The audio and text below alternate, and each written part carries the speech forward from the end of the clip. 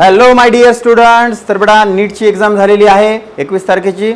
जो पेपर आहे तो थोडासा टफ लेवलचा आला होता, म्हणजे मागची जी आपली एक्झाम झाली होती त्याच्यापेक्षा टफ लेवलचा पेपर होता. कट ऑफ एवढ्या लवकर सांगणं योग्य असणार नाही, तरी पण असं वाटतं की 510-20च्या आसपास कुठेतरी कट ऑफ राहू शकतो. नीट 2025पेक्षा थोडा सोपा म्हणू शकतो आपण, परंतु जो 26चा पेपर झाला होता अगोदरचा 3 मेचा, त्याच्या एवढा सोपा पेपर अजिबात नव्हता. पेपर टफ साईडलाच होता. आणि जर बायोलॉजीच्या पेपरबद्दल स्पेशली मुलं सांगतात फिजिक्सचा पेपर बऱ्यापैकी टफ होता, केमिस्ट्रीचा सुद्धा पेपर बऱ्यापैकी टफ होता. बायोमध्ये काही क्वेश्चन थोडे मोजकेच क्वेश्चन थोडे जास्त ट्रिकी आणि ट्विस्टी होते, परंतु जो 3 तारखेला 3 मेला पेपर झाला होता त्याच्यापेक्षा मात्र पेपर थोडासा टफच म्हणावं लागेल, कारण ॲसर्शन रिझन टाईपचे क्वेश्चन्स आले होते. आणि ॲसर्शन रिझन सोपे जरी आले ना तरी सुद्धा बरेच मुलं चुकवतात असा आमचा अनुभव आहे. मल्टिपल स्टेटमेंट बेस्ड क्वेश्चन होते, म्हणजे बाकी सर्व टाईपचे क्वेश्चन जसे अगोदर 25-26च्या नीटमध्ये 25-24च्या नीटमध्ये यायचे तसे क्वेश्चन आलेले होते. तर आपण पेपर डिस्कशन बघणार आहोत बघा, नेमकं पेपर कसं सॉल्व्ह करणं तुम्ही अपेक्षित होतं. तर एक एक क्वेश्चन बघूयात आपण. सर्वात अगोदर हा ब्रिदिंग चॅप्टरमधला क्वेश्चन एकदम सरळ एक्झाम्पलवरचा. आपण जे एक्झाम्पल एवढ्यांदा पाठ करतो वर्गामध्ये, sponges, coelenterate, flat worm, earthworm, frog, त्यातलं पहिलंच स्पॉन्जेस विचारलं गेलं होतं. Sponges exchange O2 with CO2 by. Sponges O2 आणि CO2 कशाने एक्सचेंज करतात असा क्वेश्चन होता बेटा. आणि त्याचं सिंपल आन्सर काय बेटा, त्याच्या बॉडी सरफेसवर. कारण आपण काय म्हणलं होतं, त्यांच्यामध्ये स्किन तर म्हणणार नाहीत आपण, त्यांची बॉडी असते आणि बॉडीचं सरफेस. तर simple diffusion over there entire body surface, म्हणजे तुमचं आन्सर काय असणार बेटा, सेकंडवाला आन्सर असणार तुमचं. This is going to be your answer. Simple सोपा क्वेश्चन आहे, फॅक्ट बेस्ड क्वेश्चन आहे बेटा. Next question, which of the following statement is incorrect. Incorrect statement होतं. आता अशा टाईपच्या क्वेश्चनमध्ये मला मुलांना सांगायचं बघा, पेपर सॉल्व्ह करताना तुम्ही काय करणं अपेक्षित आहे. 2 कॉन्ट्रास्टिंग स्टेटमेंट दिले त्याच्यामध्ये. Which of the following statement is incorrect विचारलं. फायब्रिनोजन इज प्रोड्यूस्ड फ्रॉम फायब्रिन, हे एक स्टेटमेंट दिले, आणि खाली एक बघा, फायब्रिन इज प्रोड्यूस्ड फ्रॉम फायब्रिनोजन, म्हणजे ह्याच्यापासून हे किंवा याच्यापासून हे. आता इथं एक गोष्ट कॉमनली आपल्या लक्षात अशी येऊन जायला पाहिजे, ह्या दोन्हीपैकी एक बरोबर असू शकतं, म्हणजे दुसरं इनकरेक्ट आहे. बरोबर आहे. मग तुम्हाला ह्या 2 मधलं कोणतं करेक्ट आणि कोणतं इनकरेक्ट हे ओळखलं तरी तुमचं आन्सर येणार आहे. हे 2 वाचायची गरज पण पडणार नाही, तरी आपण वाचूयात सगळे. बघा, blood coagulates in response to an injury. Injury झाल्यावर ब्लड कोॲग्युलेट होतं का, होतं. Blood clots consist of fibrin. ब्लडच्या क्लॉटमध्ये काय असतं, फायब्रिन्स असतात. बरोबर आहे. आणि नंतर स्टेटमेंट काय दिले, फायब्रिन इज प्रोड्यूस्ड फ्रॉम फायब्रिनोजन. मी काय सांगितलं होतं, फायब्रिनोजन, फायब्रिनला जनरेट करणारा, म्हणजे फायब्रिन कोणापासून जनरेट होणार, फायब्रिनोजन पासून. म्हणजे हे स्टेटमेंट करेक्ट आहे, म्हणजे हे इनकरेक्ट आहे. फायब्रिनोजन इज प्रोड्यूस्ड फ्रॉम फायब्रिन नाही बेटा, फायब्रिनोजन पासून फायब्रिन, फायब्रिनला जनरेट करणारा फायब्रिनोजन, म्हणजे अगोदर फायब्रिनोजन नंतर फायब्रिन. ठीक आहे, याचा आन्सर असेल बेटा फर्स्ट वन, ते इनकरेक्ट आहे बेटा. Next question, the number of action potential. बघा आता काय हे NCERT मधले डायरेक्ट लाईन त्यांनी क्वेश्चन टाकले. बरेच बायोलॉजीचे क्वेश्चन जवळपास आम्ही बघितलं 40 ते 50 क्वेश्चन असे डायरेक्ट NCERTतले लाईन उचलून त्यांनी टाकल्यात. आता SA नोड एका मिनिटाला ॲक्शन पोटेन्शियल किती जनरेट करते, म्हणजे इन शॉर्ट हार्ट रेट आपला किती असतो हे विचारलंय. The number of action potential generated by sinoatrial node in a healthy human is dash dash per minute. किती असतो रे बेटा, 70 to 75 पर मिनिट. हा ना, एका मिनिटाला किती वेळा सायनोआर्ट्रियल नोड इम्पल्स जनरेट करते, म्हणजे हार्ट किती वेळा बीट होतं, 70 to 75 टाइम्स. त्यानंतर the opening between the right atrium and the right ventricle is guarded by. म्हणजे तुमच्या हार्टच्या राईट साईडला राईट ॲट्रियम राईट व्हेंट्रिकल, त्याच्यामध्ये कोणती वॉल्व असते, कोणती वॉल्व असते बेटा, ॲट्रिओ व्हेंट्रिक्युलर वॉल्व म्हणतो आपण त्या वॉल्वचा. तर राईट साईडला कोणती असते, ट्रायकस्पिड. लेफ्ट साईडला कोणती असते, बायकस्पिड. बायकस्पिड म्हणजेच मायट्रल. तर बेटा आन्सर काय असेल याचं, बघा सायनोआर्ट्रियल नोड गार्डेड बाय म्हणलं, यांनी ऑप्शन सायनोआर्ट्रियल नोड दिलंय. सेमिल्युनार वॉल कुठं असतात आपल्याला माहिती आहे बेटा, पल्मोनरी आर्टरी आणि तुमच्या आउर्टाच्या. बायकस्पिड किंवा ट्रायकस्पिड, तर ट्रायकस्पिड राईटला आणि लेफ्टला बायकस्पिड बेटा.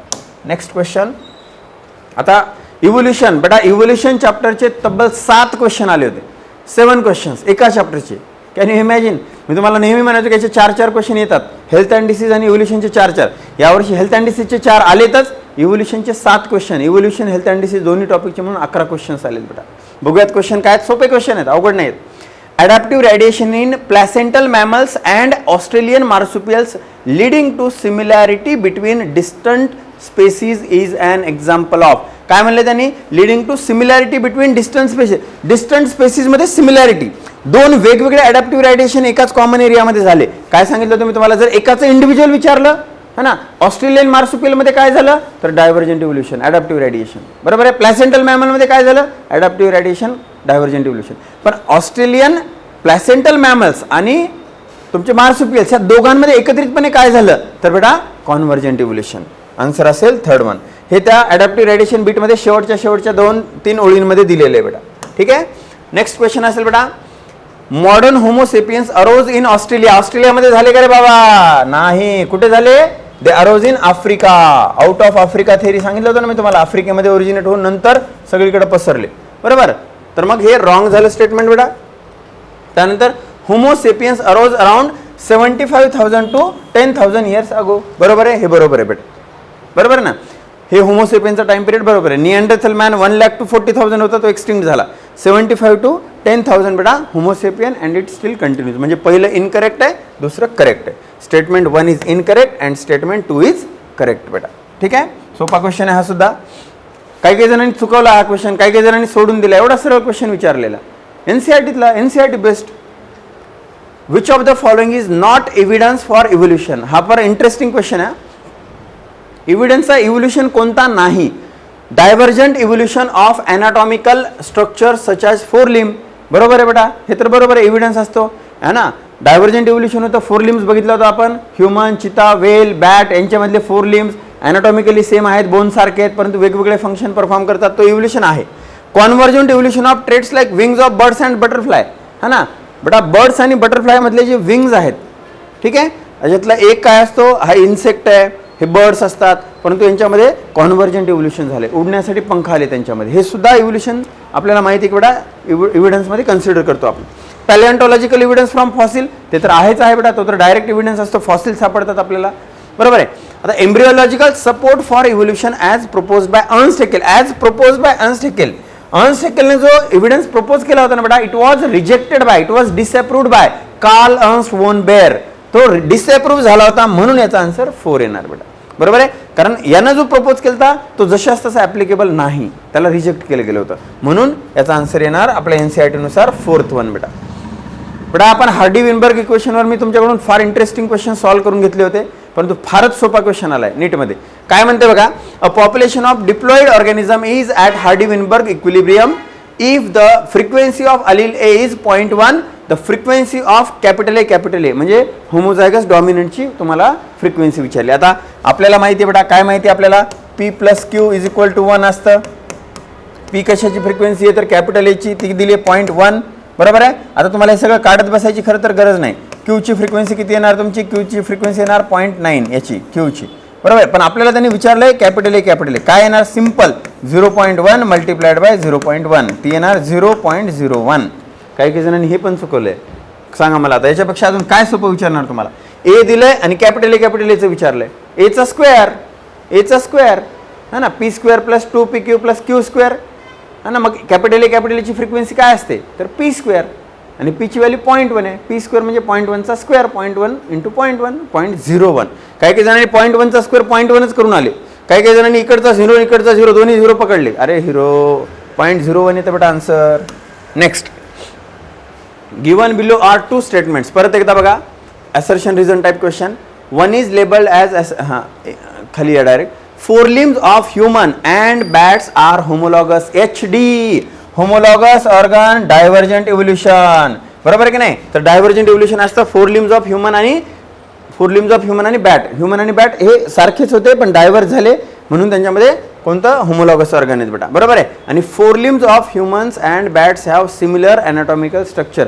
अॅनाटॉमिकली सेमच आहेत, परंतु बॅटमध्ये फ्लाइंगसाठी यूज होतं, ह्युमनमध्ये वेगवेगळ्या गोष्टी करण्यासाठी यूज होतं बेटा. बरोबर आहे. म्हणजे असर्शन पण ट्रू आहे, रिझन पण ट्रू आहे आणि अॅनाटॉमिकली सिमिलर असतात बेटा.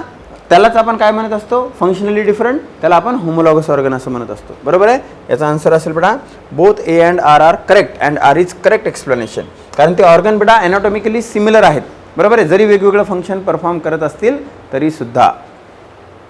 आता natural selection can lead to. बेटा नॅचरल सिलेक्शनचे मी तुम्हाला डायरेक्ट, त्यांनी तरी एनसीईआरटी तरी डायग्राम दिले, पण मी तुम्हाला एक्सप्लेन व्यवस्थित केलं होतं की नॅचरल सिलेक्शन 3 पद्धतीनं काम करू शकतं. नॅचरल सिलेक्शन 3 गोष्टीला लीड करू शकतं तुम्हाला. काय, एक तर असतं स्टॅबिलायझिंग नॅचरल सिलेक्शन, ज्याच्यामध्ये जो पीक असतो तो पीक हायर होत जातो, म्हणजे मीन कॅरेक्टर ॲव्हरेज कॅरेक्टरला नेचर सिलेक्ट करतं, बरोबर आहे, त्याला स्टॅबिलायझिंग किंवा बॅलेन्सिंग नॅचरल सिलेक्शन म्हणतात.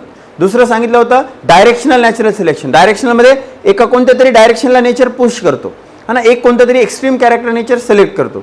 आणि डिस्रप्टिव्ह, त्याच्यामध्ये नेचर दोन पीक तयार करतो, ॲव्हरेज किंवा मीन कॅरेक्टरला नेचर फेवर करत नाही. मग नॅचरल सिलेक्शनमध्ये 3 प्रकार, एक स्टॅबिलायझिंग, दुसरा डायरेक्शनल आणि तिसरा डिस्रप्टिव्ह, हे 3 येतात बेटा. बघा, स्टॅबिलायझिंग, डायरेक्शनल, डिस्रप्टिव्ह, ACD असलेला option, ACD only, right. Next question, इव्होल्युशनचे बघा किती सारे क्वेश्चन्स आले होते.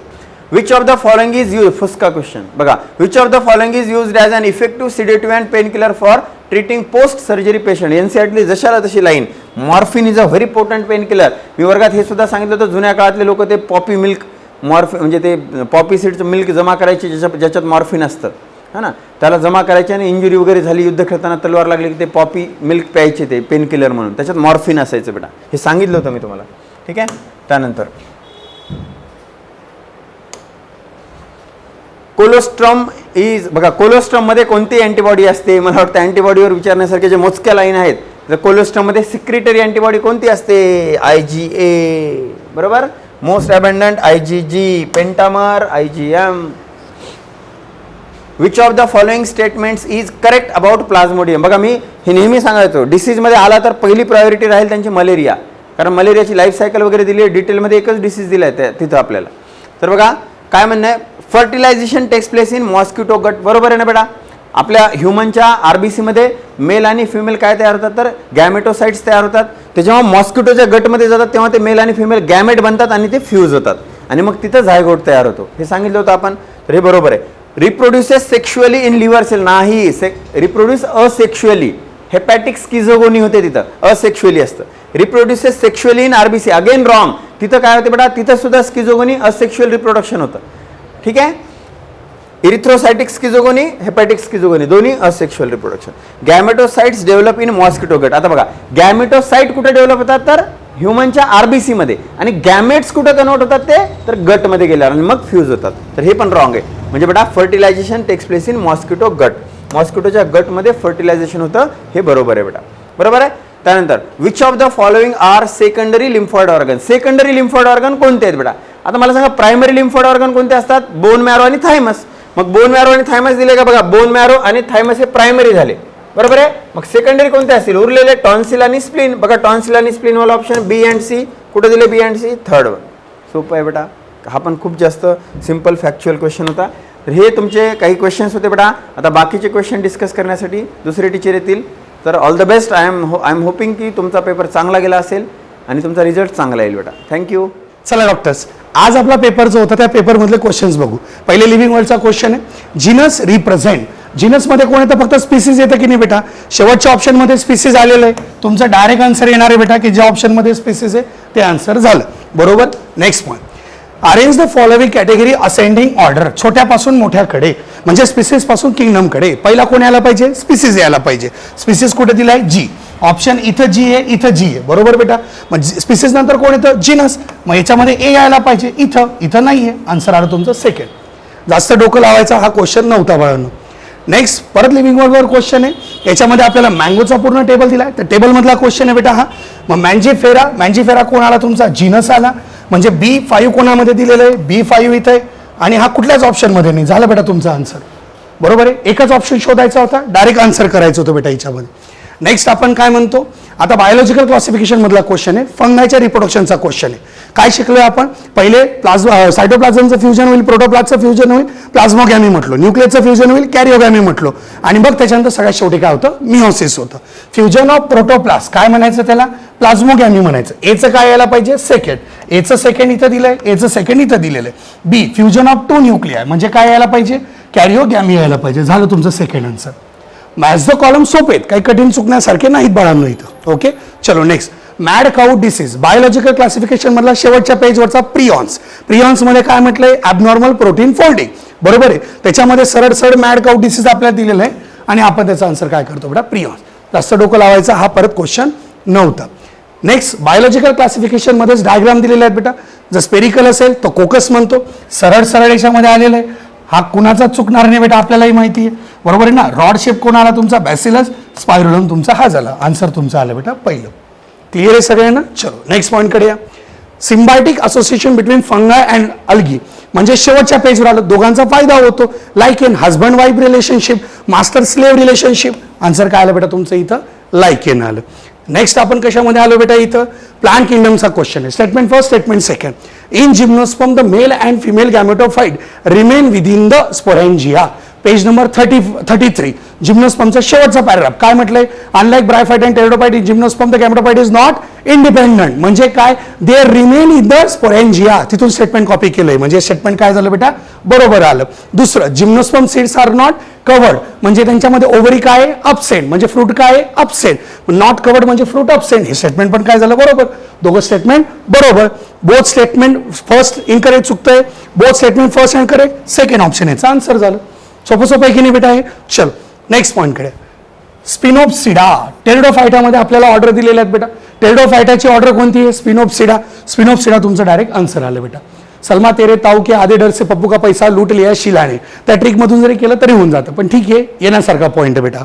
चलो नेक्स्ट पॉईंटकडे या. फायलोटॅक्सी. फायलोटॅक्सी म्हणजे काय बेटा, the arrangement of leaf on the stem axis. झालं तुमचं आन्सर. हा क्वेश्चन तर खूप म्हणजे टाइमपास क्वेश्चन आहे असं म्हटलं तरी चालेल बेटा. याच्यामध्ये प्लासेंटेशन हा एक वर्दी क्वेश्चन आहे, छान क्वेश्चन आलेला आहे. सगळा प्लासेंटेशनचा पॅराग्राफ कव्हर केलेला आहे बेटा याच्यात. मार्जिनल प्लासेंटेशन आलं, डायरेक्ट आन्सर काय आलं, पी. एचं कसं आलं पाहिजे, 4 यायला पाहिजे. एचं 4 इथं दिलं, एचं 4 इथं दिलं, एचं 4 इथं दिलेलं आहे. दुसरं, एक्झाईल प्लासेंटेशन. एक्झाईल प्लासेंटेशन म्हटलं म्हणजे डायरेक्ट काय म्हणायचं बेटा, टोमॅटो. पॅरायटल प्लासेंटेशन अर्जिमॉन, आणि फ्री सेंट्रलचं काय बेटा, प्राइमरोज. आन्सर तुमचं बीचं सेकंड, सीचं फर्स्ट आणि डीचं थर्ड. बरोबर, याचा आन्सर आलं बेटा पहिलं. सोपं आहे की नाही. प्लासेंटेशनवर क्वेश्चन हा एकदम परफेक्ट आलेला आहे. त्यांनी बरोबर टाईप आणि एक्झाम्पलला छान मॅच केलेलं आहे, मस्त क्वेश्चन होता तो. Which of the following are characteristics feature of Solanaceae family. आपण भरपूर साऱ्या फॅमिली शिकलो एनटीएच्या सिलेबस प्रमाणे, पण एनसीईआरटी मध्ये प्रिंट आउट कोणती झाली आहे, सोलॅनिसी. आणि सोलॅनिसीचा क्वेश्चन खूप छान आलाय. याच्या पलीकडे आपण काय शिकलो अजून, आपण जेवढ्या पण एनसीईआरटीच्या फॅमिली सगळ्या सुपेरियर ओव्हरीच्या होत्या. जर याला क्वेश्चन बघितलं, flowers are bisexual actinomorphic, yes त्याचं कॅरेक्टर आहे. Calyx have 5 sepals and are united, gamosepalous condition आली. Androecium have 5 stamens and are epipetalous condition, हे पण बरोबर आहे बेटा. ओव्हरी इज इन्फेरियर, चुकीचं आहे बेटा. इथं आन्सर काय यायला पाहिजे होतं, सुपेरियर आन्सर यायला पाहिजे होतं. बरोबर आहे की नाही. मग ए बी सी बरोबर, कोणत्या ऑप्शन मध्ये बघा, हा इथं दिलेला आहे, ए बी सी बरोबर. इन्फेरियर याच्यामध्ये येत नाही. नेक्स्ट क्वेश्चन आपण काय म्हणतो बेटा इथं, which of the following plants growth regulator promotes the internodal elongation. Internode आला डोळे बंद करून काय सांगायला होतं, जिबर्लिक ऍसिड. जिबर्लिक ऍसिड जो आहे तो काय करतो, इंटरनोड इलॉंगेशन करतो. आन्सर तुमचं काय आलं बेटा इथं, gibberellic. Prior in a cabbage, prior in a flowering, म्हणजे रोझेट प्लांट बद्दल म्हटलेलं यांनी, आठवलं शेवटच्या ओळमध्ये आलेलं बेटा आहे. नेक्स्ट आपण काय म्हणतोय, which of the following plant growth regulator is use as a herbicide. हा क्वेश्चन तर सगळ्यात सोपा आहे बेटा. 2,4-D मोनोकॉटवर इफेक्ट करतो, हा आठवलं बेटा सगळ्यांना इथं. म्हणजे इन शॉर्ट सॉरी डायकॉटवीड्सवर इफेक्ट करतो, मोनोकॉटवर इफेक्ट करत नाही. समजलं बेटा इथं. क्वेश्चन सगळे सोपे आहेत, क्वेश्चन कोणताच कठीण नाही. पण सगळ्यात भारी गोष्ट काय बेटा इथं, हा क्वेश्चन जो आपण म्हणतो बेटा अरिथमॅटिक ग्रोथ आणि जॉमेट्रिक ग्रोथ, ज्याच्यामध्ये आपल्याला ए लिफ आणि बी लिफ आलेलं आहे, त्यामधला पार्ट जर आपण बघितला तर त्या पार्टमध्ये सगळ्यात महत्वाचं काय, कॅल्क्युलेशन्स आलेलं आहे. हे फर्स्ट टाइम आलेलं आहे बेटा. नीटच्या किंवा AIPMTच्या हिस्ट्रीमध्ये पहिल्यांदा क्वेश्चन जनरेट झालाय. क्वेश्चन सोपा होता, थोडंसं डोकं लावायचं होतं. Length of the stem at time 0 is 20, म्हणजे काय दिलेलं आहे बेटा इथं, इनिशियल दिलेलं आहे, म्हणजे हा काय झाला इथं, L0 झाला. The arithmetic growth rate is 30 centimetre per day, म्हणजे कॉन्स्टंट डिफरन्सने वाढतोय. What is the length of the stem at the end of the 7 day. 7-21 210 आलं. आता आपला पेपर राहिला असता तर पहिलाच ऑप्शन 210 राहिला असता इथं, पण आपल्याला इनिशियल लेंथ पण ऍड करावं लागेल ना. मग 210 अधिक 20 230 झालं उत्तर तुमचं. बरोबर आहे. हे पेपर सोपा आहे असं म्हणत नाही बेटा इथं. माझं म्हणणं काय, पेपर जर पहिला प्रिव्हियस कम्पेअर केला तर पेपर थोडासा बाकीच्या चॅप्टर्समध्ये कन्फ्युजिंग होता. ओके, आई होप तुम्हाला पेपर छान गेला असेल बेटा. ओके, चलो ऑल द बेस्ट. हेलो बेटा, इसके बाद है क्वेश्चन नंबर 91. क्वेश्चन जो है डायरेक्ट आया है चैप्टर एनिमल किंगडम से. बात करेंगे यहाँ पे 2 स्टेटमेंट दिए हुए हैं और हमें देखना है in the light of the above statements choose the most appropriate answer from the options given below, यानी कि ट्रू एंड फॉल्स, यानी कि करेक्ट इनकरेक्ट में देखना है हमें. स्टेटमेंट 1 बोलता है the class name Reptilia refers to creeping और क्रॉलिंग मोड ऑफ लोकोमोशन, बराबर सही है स्टेटमेंट 1, इसी से तो नाम निकाला गया है। Statement 2 all the organisms belongs to the Reptilia have 3 chambered heart, all लिखा है इसने यहाँ पे, लेकिन यहाँ पे एक एक्सेप्शन भी है। अगर हम क्रोकोडाइल एंड एलिगेटर देखेंगे उनमें 4 चैम्बर्ड हार्ट होता है, जिसकी वजह से उनको हम बोलते हैं एडवांस्ड रेप्टाइल्स। तो इसलिए ये वाला स्टेटमेंट जो ये रॉन्ग है, तो आंसर क्या आएगा, first is correct and second is the incorrect. Statement 1 is correct end statement 2 is incorrect, तो answer is the 4। Next point, next question है which of the following is not a characteristics of Chordata. Chordates जो है उनका characteristics में कौन सा नहीं है। अगर आप देखेंगे ये क्वेश्चन जो है डायरेक्ट एनसीईआरटी का जो टेबल दिया हुआ है differentiate between the chordates end non chordates, वहां से क्वेश्चन पूछा गया है। अगर हम कॉर्डेट्स की बात करेंगे, नॉट लिखा है, कौन सा इनमें कैरेक्टरिस्टिक फीचर नहीं है। Presence of the post anal tail, presence of post anal tail होता है। प्रेजेंस ऑफ द नोटोकॉर्ड बिल्कुल होता है।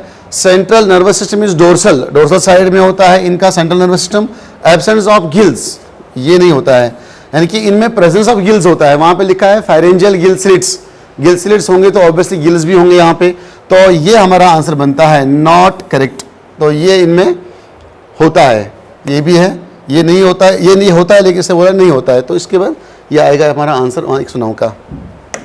Next question is given below are 2 statement, statement 1 and 2 when any, ये भी एनिमल किंगडम से ही है, सिमेट्री से है। व्हेन एनी प्लेन, एक से ज्यादा प्लेन्स हम पास करेंगे through the central axis of the body, divides the organism into 2 identical halves, बराबर है। और ऐसे सिमेट्री को हम बोलते हैं radial symmetry. Okay, statement number second, ये तो फर्स्ट स्टेटमेंट सही है। Second is in phylum Echinodermata both adults and larvae are radially symmetrical, गलत बात है। अगर हम एडल्ट की बात करेंगे, एडल्ट जो है वो रेडियल सिमेट्री होते हैं इनमें, और जो लार्वा होता है इनमें बायलेटरल सिमेट्री होती है, तो ये स्टेटमेंट रॉन्ग है। Statement 1 is correct end statement 2 is incorrect है कहीं पे। Statement 1 is correct end statement 2 is incorrect, option number 4 is the right answer. Okay, next is given below are the 2 statements, one is labeled as assertion A and other is labeled as reason R।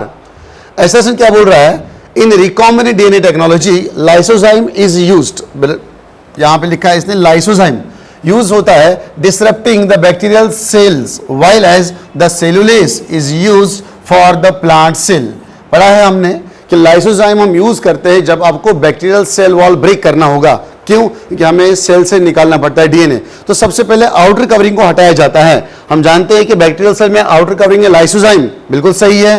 और plant cells में सेलुलेस हम use करते हैं, वहां पे outer covering जो है sale wall होता है which is made up of cellulose. तो सेलुलोस को ब्रेक करने के लिए सेलुलेस होता है, और जो बैक्टीरियल सेल की बात हम करेंगे वहां पे लाइसोजाइम हम यूज करते हैं, जो उनका ग्लाइकोसिडिक बॉन्ड होता है बिटवीन द, यहां पे अगर हम देखेंगे alpha 1,4 glycosidic bond, glycosidic bond किसके बीच में होता है, नैग और नैम के बीच में। तो ये बॉन्ड ब्रेक करने के लिए आपको यहां पे लगता है लाइसोजाइम। क्लियर? अगर हम सेलुलोज की बात करेंगे तो सेलुलोज जो है ये भी एक कॉम्प्लेक्स पॉलीसैकेराइड है which is made up of glucose units. तो दो ग्लूकोज के बीच में जो बॉन्ड होता है it's also called as the glycosidic bond. ये बॉन्ड ब्रेक करने के लिए लगता है प्लांट सेल्स में सेलुलेस एंजाइम। तो बिल्कुल असर्शन सही है। रीजन क्या है? रीजन से लिखा है isolation of genetic material needs disruption of cells, बिल्कुल सही है। अगर आपको सेल से निकालना है जेनेटिक मटेरियल तो वहां पे आपको चाहिए क्या करना पड़ता है, डिस्ट्रप्शन ऑफ सेल्स, यानी कि सेल के बाहर की जितनी भी कवरिंग्स होती हैं, इवन की न्यूक्लियस के बाहर की जितनी भी कवरिंग होती है वो सब आपने हटानी पड़ती है, और उसके बाद आपका डीएनए बाहर होता है, आइसोलेट हो जाता है। तो रीजन भी सही है, लेकिन क्या रीजन असर्शन को सपोर्ट कर रहा है? बिल्कुल भी नहीं। क्यों? देखो असर्शन में क्या लिखा है कि हमें बैक्टीरियल सेल वॉल को लाइसिस करने के लिए लाइसोजाइम यूज करना पड़ता है, सही है। और उसका रीजन क्या है? उसका रीजन ये है कि लाइसोजाइम जो है, लाइसोजाइम ब्रेक करता है अल्फा नहीं है, बीटा है ये, okay, beta 1,4 glycosidic bond between the nag end the name, ये होना चाहिए इसका रीजन। और सेलुलेस हम क्यों यूज करते हैं? प्लांट सेल वॉल को ब्रेक करने के लिए, क्योंकि प्लांट सेल वॉल जो है it's made up of cellulose, वहां पे जो दो ग्लूकोज यूनिट्स होते हैं उनको ब्रेक करने के लिए, उनके बीच में जो बॉन्ड होता है ग्लाइकोसिडिक बॉन्ड, उसको ब्रेक करने के लिए यहां पे यूज होता है सेलुलोज। ये इसका रीजन बनता है। स्टेटमेंट दोनों सही है, असर्शन भी ट्रू है और रीजन भी फॉल्स है, लेकिन रीजन जो है वो असर्शन को कंप्लीटली जो है एक्सप्लेन नहीं कर पाता है। तो आंसर क्या आएगा? Both assertion and reason are true and the reason is not the correct explanation of assertion. तो ये आएगा इसका answer third. Okay, now next question is, ये भी बायोटेक 1 से ही क्वेश्चन आया है, जिसको हम बोलते हैं प्रिंसिपल्स एंड प्रोसेसेस। ट्रांसफॉर्मेशन में हम क्या करते हैं? अरे बैक्टीरिया का डीएनए बैक्टीरिया में ट्रांसफर करते हैं, transfer of DNA to host bacteria. Number second, cloning site. अब क्लोनिंग साइट ऐसी साइट होती है वेक्टर के ऊपर जहां पे only and only restriction enzyme recognise करता है, उसको कट मारते हैं, तो क्लोनिंग साइट का आएगा रेस्ट्रिक्शन एंजाइम। अगर सिलेक्शन की बात करेंगे, यहां पे selection of recombinants and non recombinants, पूरा स्टेटमेंट नहीं दिया उसने, बस ओनली वर्ड लिखा है सिलेक्शन। यहां पे सिलेक्शन के लिए हम क्या यूज करते हैं? Antibiotic resistant genes. आया समझ में? या हम सिंपल यूज करते हैं एंटीबायोटिक्स एक वेक्टर के ऊपर, तो यहां पे सिलेक्शन के अपोजिट में आएगा एंटीबायोटिक्स। बचा क्या? origin of replication, ORI site जो है it is a site where from the replication process initiates। तो आंसर क्या आएगा? A का 2, B का 1 है कहीं पे, एक ही ऑप्शन यहाँ पे, A का 2, B का 1, C का 4 एंड D का 3rd। तो option number second is your answer. Okay, now next is the given below are 2 statements. Same question biotech 1 से आया है। दो statement, statement 1, plasmids are autonomously replicating DNA, बिल्कुल है, ये तो कैरेक्टरिस्टिक फीचर है प्लाज्मिड का। Okay, statement number second, plasmids are extra chromosomal DNA, obviously ये भी तो सही है, एकदम एनसीईआरटी की लाइन है और क्लास में सेम टू सेम हम ऐसे लिखाते भी है, पढ़ाते भी है। Both the statement 1 and statement 2 are correct. कहां है? Option number second, both 1 and 2 are correct. Okay बेटा, नेक्स्ट पॉइंट इस बात करेंगे यहाँ पे। नेक्स्ट क्वेश्चन भी आया है बायोटेक 1 से ही, 4 से 5 क्वेश्चन आए इस चैप्टर से। Now during PCR primers bind to the DNA strands in the dash dash. बार बार क्लास में हम ये बोल रहे भी है और एग्जाम में भी बहुत बार क्वेश्चन डाला है हमने। बताओ जी, प्राइमर जो है डीएनए, ये जो पीसीआर होता है, पीसीआर के कौन से स्टेप में हमारा प्राइमर यूज होता है? इट इज एनीलिंग, इसका नाम ही है एनीलिंग ऑफ प्राइमर। एनील होता है जुड़ना, प्राइमर जुड़ना, किसके साथ? टेम्पलेट डीएनए के साथ, है कहीं पे? It's annealing of primer. इतना इजी क्वेश्चन है। चलिए नेक्स्ट बात, नेक्स्ट क्वेश्चन है the inactive form of BT toxin, Bacillus thuringiensis का जो टॉक्सिन होता है क्राइजीन का, is converted to the active form in the insect gut. ये तो पढ़ने से ही क्वेश्चन समझ में आता है और पढ़ने से ही आंसर सामने आता है। क्या? Alkaline pH in the midgut of the insect larva due to the alkaline pH. Acidic pH नहीं आएगा, प्रोटीज नहीं आएगा, न्यूक्लियस नहीं आएगा। ओके, चलिए नेक्स्ट पॉइंट, नेक्स्ट क्वेश्चन है arrange the following in descending order. याद रखना, यहां पे बहुत सारे बच्चे जो है कंफ्यूज हो जाते हैं और क्लास में सेम टू सेम क्वेश्चन हमने ये कराया भी है जब हमने बायोडाइवर्सिटी चैप्टर पढ़ा था। सेम टू सेम क्वेश्चन और दोनों ऑर्डर मैंने वहां पे लिखाए थे, असेंडिंग भी लिखाया था और डिसेंडिंग भी लिखाया था। तो यहां पे क्वेश्चन क्या है? Descending order. Descending order means जैसे आप आगे आगे जाएंगे तो वैल्यू कम होता जाएगा। तो आपको पहले क्या लिखना है? सबसे ज्यादा पहले लिखना है, उसके बाद उसके कम वैल्यू का लिखना है, उसके बाद सबसे कम वैल्यू लिखना है, उसके बाद सबसे कम, यानी कि जो फर्स्ट आएगा वो सबसे ज्यादा वैल्यूएबल होना चाहिए और जो लास्ट आएगा वो उसका वैल्यू कम होना चाहिए। तो देखिए यहां पे दिया हुआ है arrange the following in descending order of number of species in Amazonian rain forests. Same to same question हमारे नोट्स में मिलेगा आपको। देखो प्लांट्स का नंबर अगर हम बताएंगे तो एनसीईआरटी ने लिखा है इट इज 40,000। ऑब्वियसली अगर बर्ड का नंबर लिखेंगे, बर्ड का नंबर है 1300, देन फिश का नंबर है 3000 और इन्वर्टेब्रेट्स का नंबर है 1,25,000। पूरा डेटा है ये और कुछ भी नहीं है। और मैमल का नंबर है 427, 427 mammal and 427 reptiles. Equal to वहां पे मैंने बताया था अगर मैमल और रेप्टाइल आएगा तो दोनों में इक्वल लगाना है, नंबर सेम है। तो देखो हमें बोलना है कौन सा ऑर्डर? Descending order. मैंने बताया आपको डिसेंडिंग ऑर्डर क्या करते हैं। यहां पे देखो सबसे ज्यादा कौन है? इन्वर्टेब्रेट्स, तो इन्वर्टेब्रेट इज मोर, सबसे ज्यादा। देन उसके बाद नंबर कौन सा लग रहा है आपको? इन्वर्टेब्रेट से कम, 1,25,000 से कम 40,000, तो यहां पे आएगा ए इज मोर। देन इसके बाद 3,000, 1,300, ज्यादा कौन है? 3,000, that is C. C is more than 427 और 1300 कौन बड़ा है? B birds than mammals. है कोई पे? D A C B E, D A C B E, एक ही ऑप्शन है यहां पे, option number 3। Exact same to same question है जैसे हमने क्लास में कराया था। नाउ नेक्स्ट क्वेश्चन इज, हाँ इतना ही है, ये क्वेश्चन हो गया already. Okay, thank you. Hello students, welcome to the paper discussion re-NEET 2026 set number 70। यहाँ पे कुछ चैप्टर के क्वेश्चंस हम लोग डिस्कस करने वाले। पहला ही क्वेश्चन जो आपके सामने लिटिल बिट हमारी टीम को डिस्कशन में ऐसा है कि हल्का फुल्का कंट्रोवर्सी लग रहा है, पहले डिस्कस कर लेते फिर बता दो कहाँ कंट्रोवर्सी है। Which of the following statements about the reabsorption process in Henle's loop दिया है आर करेक्ट। तो हेनलेस लूप के हिसाब से कोई लिम मेंशन नहीं है, असेंडिंग डिसेंडिंग ऐसा कुछ नहीं है, ओवरऑल देखना है।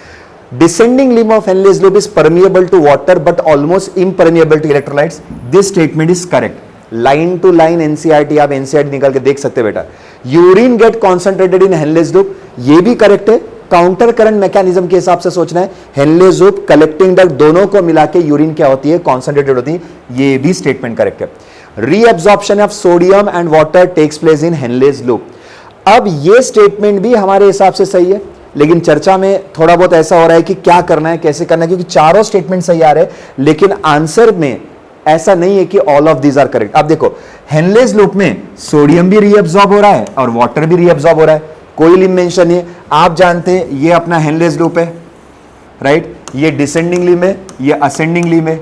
असेंडिंग लिम से NaCl रीअब्सॉर्ब हो रहा है और डिसेंडिंग लिम से वाटर रीअब्सॉर्ब हो रहा है। तो ओवरऑल हेनलेस लूप से सोडियम और वाटर दोनों का रीअब्जॉर्प्शन हो रहा है। So in my perspective this is also correct, लेकिन नीचे जो ऑप्शन आ रहे हैं उसके हिसाब से अपने को थोड़ा टैकल करना पड़ेगा। एक्टिव और passive transport of electrolytes occurs in the ascending limb of Henle's loop, 100% NCERT line to line correct. ठीक है, अब देखो डिस्कशन में तो लग रहा है चारों सही है, लेकिन ऑप्शन में अगर जाते हैं तो ऐसा कोई भी नहीं कि ABCD आर करेक्ट। अब देखो फर्स्ट ऑप्शन ABD, हमारी टीम ने मिलकर यह सोचा है कि भाई ये आंसर मोर करेक्ट हम देंगे, क्योंकि ऑप्शन के हिसाब से कोई ना कोई तो आंसर टिक करना पड़ेगा, तो इसलिए हमने ये आंसर लिया। लेकिन मैंने बोलते समय भी ये बोला कि चारों हमको सही लग रहे, लेकिन ऑप्शन के अंदर कुछ नहीं मिलने की वजह से हम लोग एक आंसर टिक कर रहे हैं वहां पर। ठीक है, आप देखा जाएगा तो सारे A B C ये भी करेक्ट हो सकता है, लेकिन प्रॉब्लम क्या है, ये जो D है ये NCERT लाइन टू लाइन है, आप NCERT निकाल के देख लो बेटा, आपको मिल जाएगा। अब सर NTA क्या डिसीजन लेता है, वी डोंट नो, कुछ दिन में हम सबको पता चल जाएगा, लेकिन हमारी टीम के हिसाब से अभी हम सर आंसर ले रहे फर्स्ट आंसर। क्लियर है बच्चों? चलो आगे। Which of the following represent the correct sequence of arrangement of bones in the lower limb? Locomotion का क्वेश्चन है, bones in the lower limbs, आपके पैर की हड्डियों की सीक्वेंस बता रही है।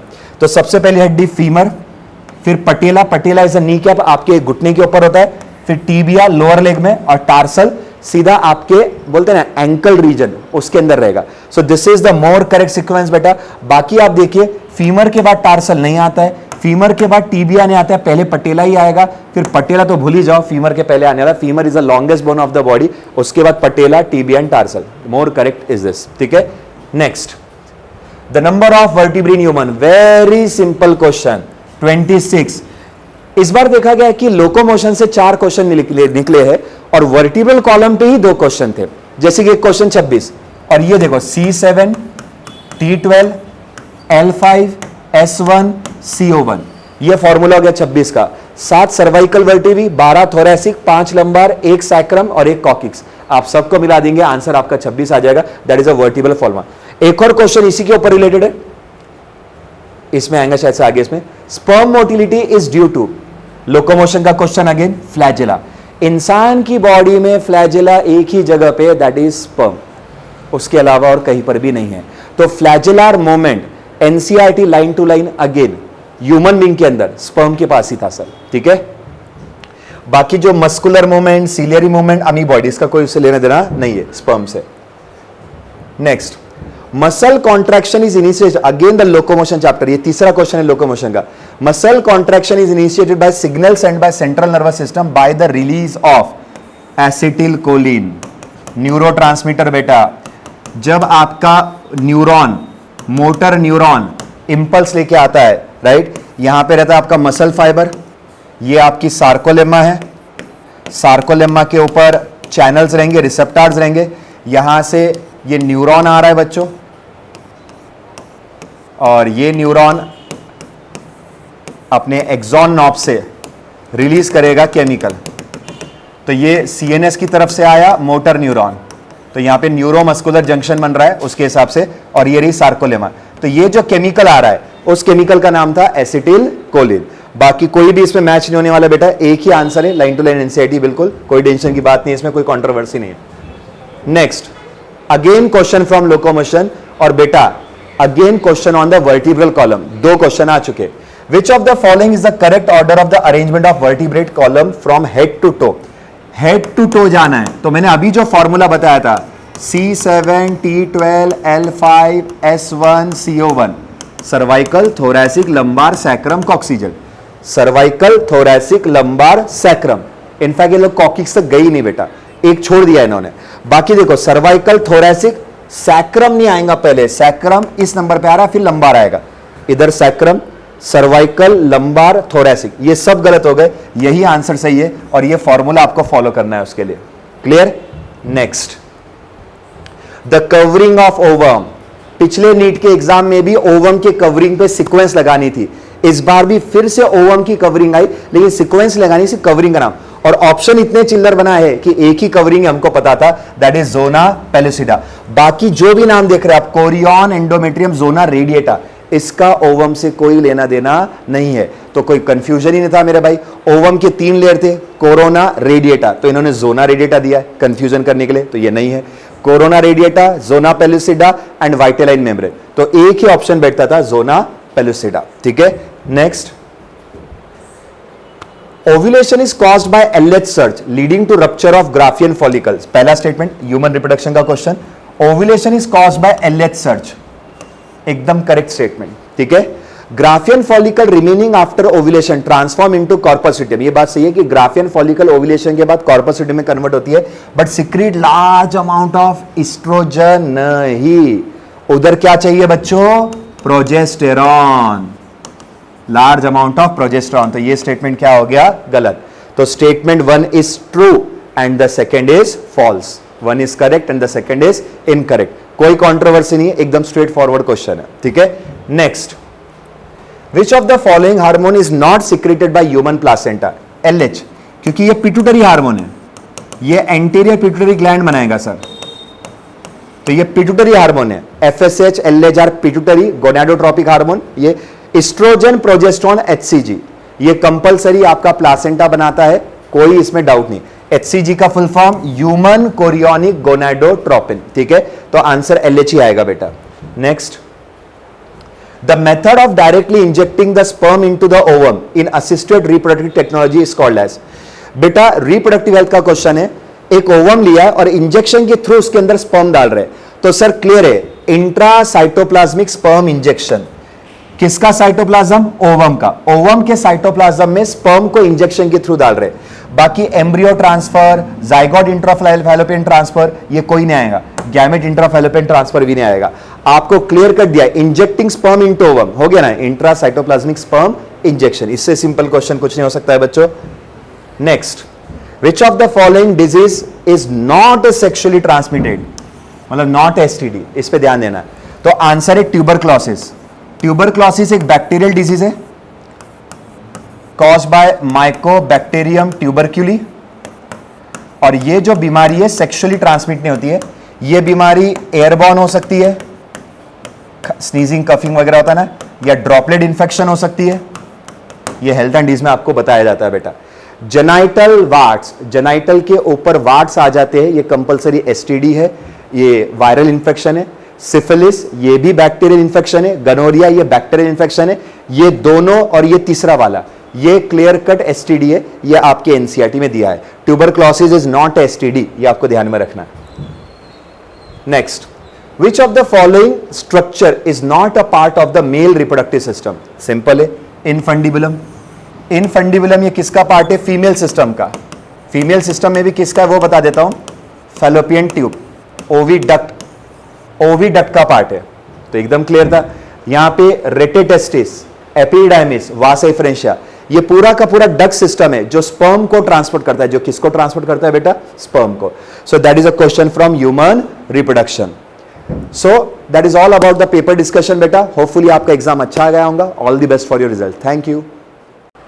हॅलो डिअर स्टुडंट, चला आपण आज जो आपला रीनीटचा पेपर झाला आहे, आज आपण त्याचे काही क्वेश्चन्स डिस्कस करू है ना. चला, एक क्वेश्चन जो आहे हा सेट 70 आहे. आपण सेट 70मधले काही क्वेश्चन्स पाहतोय. बघा क्वेश्चन काय दिला आहे, how many turns of Calvin cycle are required. म्हणजे आपल्याला केल्विन सायकलच्या टर्न्स विचारलेले आहेत. कशासाठी? For the formation of 3 molecules of glucose. आपल्याला माहीत आहे एका ग्लुकोज मॉलिक्यूलसाठी 6 CO2 लागतात. आणि 6 CO2साठी तुम्हाला 6 टर्न्स करावे लागतात. याचा अर्थ एका मॉलिक्यूलसाठी 6 टर्न्स लागतात. तर 3 ग्लुकोज मॉलिक्यूलसाठी 6 × 3 जर केलं तुम्हाला 18 टर्न्स लागायला पाहिजे. 18, कारण एका ग्लुकोजसाठी 6 टर्न्स लागतात. 3 ग्लुकोज मॉलिक्यूलसाठी आपल्याला 18 टर्न्स लागायला पाहिजे. त्याचा आन्सर पाहिजे 18 टर्न्स. नेक्स्ट क्वेश्चन काय बघा, photorespiration reaction catalysed by RuBisCO. कोणती? Photorespiration reaction catalysed by RuBisCO. RuBisCO का म्हटलंय? कारण या एन्झाईमकडे 2 रोल आहेत, carboxylation as well as oxygenation. आणि फोटो रेस्पिरेशनमध्ये याचा ऑक्सिजनेशनचाच रोल यूज केला जातो. काय होतं याच्यामध्ये? RUBP जो 5 कार्बनचा आहे तो O2 सोबत कंबाईन होतो आणि एक मॉलिक्यूल बनतो 3 कार्बनचा फॉस्फोग्लिसरेट, आणि एक मॉलिक्यूल असतो 2 कार्बनचा. आणि हा जो 2 कार्बनचा मॉलिक्यूल आहे जो आपल्याला शोधायला सांगितला आहे त्याचं नाव असते फॉस्फोग्लायकोलेट. बेसिकली 2 फॉस्फोग्लायकोलेट. तुम्ही ऑप्शनमध्ये पाहत असाल तर हा आहे 2 फॉस्फोग्लायकोलेट. हा 2 कार्बनचा असतो. याच्यामुळे फोटो रेस्पिरेशनला काही जागी तुम्हाला C2 सायकल किंवा C2 पाथवे लिहिलेलं दिसेल, कारण त्याच्यामध्ये एक कंपाऊंड 2 कार्बनचा असतो. याचा आन्सर असलं पाहिजे 2 फॉस्फोग्लायकोलेट. चला, नेक्स्ट क्वेश्चन काय सांगतो, which pigment has absorption peak of 700 nanometre in the photosynthetic reaction centre. लक्षात ठेवायचं, रिॲक्शन सेंटर जेव्हा तुम्ही शब्द यूज करता, मग तो PS1 असो का PS2 असो, ॲब्सॉर्प्शनचा पीक जो आहे 700 ते चेंज होतो, पण जो मॉलिक्यूल आहे जो तो पीक शो करणार आहे तो मॉलिक्यूल बदलत नाही. ती molecules always chlorophyll A. Reaction centre is always made of chlorophyll A. याचं आन्सर असलं पाहिजे क्लोरोफिल A. मग तो 700 असला तरी क्लोरोफिल A असतं, 680 असता तरी क्लोरोफिल A आला असतं, कारण रिॲक्शन सेंटरचा मॉलिक्यूल दुसरा नसतो. याचा आन्सर पाहिजे क्लोरोफिल A. नेक्स्ट आहे, which of the following statement regarding photorespiration are correct. Photorespiration म्हणजे आता पहिला आपण जो C2 सायकल आहे किंवा C2 पाथवे आहे त्यासाठी कोणती स्टेटमेंट बरोबर आहेत असं त्यांचं म्हणणं आहे. पहिलं स्टेटमेंट आहे do not occur in C4 plant. हे वाक्य चुकीचं आहे. जो do not occur in C3 plant दिले हे चुकीचं आहे, कारण C3 प्लांटमध्ये फोटो रेस्पिरेशन होत असते, C4मध्ये होत नाही. इथे काय लिहिलं आहे, do not occur in C3 plant. हे वाक्य चुकीचं आहे. CO2 is consume and O2 is generated. हे चुकीचं आहे, कारण आपण आताच रिॲक्शन पाहिली RUBP सोबत O2 कंबाईन होतो, म्हणजे तुम्ही O2 कन्झ्युम लिहायला पाहिजे होता, CO2 जनरेटेड लिहायला पाहिजे होता. तुम्ही CO2 कन्झ्युम लिहिले आणि O2 जनरेटेड लिहिले, ते चुकीचं आहे. फॉस्फोग्लायकोलेट इज फॉर्म बरोबर आहे. याच्या आधीच्या क्वेश्चनमध्ये आपण फॉस्फोग्लायकोलेटला स्टिक केलं. पुन्हा नो सिंथेसिस ऑफ ATP आणि NADPH. याच्यामध्ये ATP किंवा NADPH पैकी कुठलीही गोष्ट बनवली जात नाही. याचा अर्थ फोटो रेस्पिरेशनविषयी C आणि D हे 2च वाक्य बरोबर आहेत. आपलं आन्सर असलं पाहिजे C and D only. Next question त्यांनी काय म्हणलं, select the correct sequence of experiment that lead to the gradual understanding. मग आपल्याला एक्सपेरिमेंट्स पाहायचे ज्यांनी लोकांची अंडरस्टँडिंग क्लिअर केली. कशासाठीची? फोटोसिंथेसिस विषयीची, ग्रीन प्लांट्समधल्या. तुम्ही जर एक्सपेरिमेंट पाहिले असतील तर एक्सपेरिमेंट जोसेफ प्रिस्लेपासून लगभग चालू झाले बघा, इनिशियल एक्सपेरिमेंट. आणि जोसेफ प्रिस्लेचा एक्सपेरिमेंट होता role of air in the growth of the plant. प्लांटच्या ग्रोथमध्ये एअरचा काय रोल आहे ते प्रिस्लेच्या एक्सपेरिमेंटने एक्सप्लेन केलं आहे. मग तुम्ही जर त्याच्यानुसार गेले तर रोल ऑफ एअर हे ते 1 नंबर लिहिले, तिथूनच तुम्ही डायरेक्ट पाहू शकता. रोल ऑफ एअर चला, पुन्हा रिलीज ऑफ ऑक्सिजन, ऑक्सिजन बाहेर दिला जातो. हा एक्सपेरिमेंट रुबेन कामेनी केला. आज केल्यानंतर केल्विन दिलेला आहे, अशा गोष्टी दिल्या. तर लक्षात ठेवायचे रोल ऑफ एअर हे सगळ्यात पहिलं एक्सपेरिमेंटली प्रिस्लेनी सांगितलेलं होतं.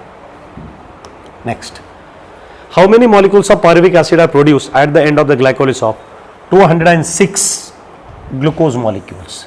एका ग्लुकोज मॉलिक्यूलपासून 2 पायरुविक ॲसिड येतात. तर याला मी 2 ने गुणलं तर मला कळालं पाहिजे की मॉलिक्यूल किती आली पाहिजे. 206ला मी 2 ने गुणलं, आन्सर आलं पाहिजे 412. आन्सर आहे 412. Next question, which of the following plant produce non albuminous seed.